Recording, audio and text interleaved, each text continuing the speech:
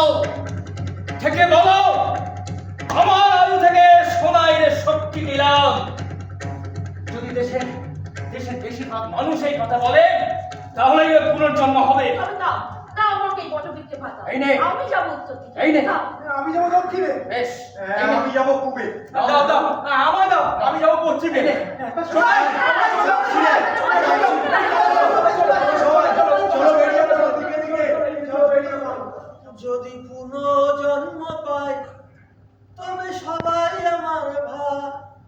যদি পুনর্জন্ম পাই তবে সবাই আমার ভাই। মরে গিয়েও বেঁচে থাকার জীবনটা তোরা দেখে যা, তোরা দেখে যা। এই যে ভুবন ভরা সুখের ঢেউটা তোর খেয়ে যায় আমরা তার কেউ না।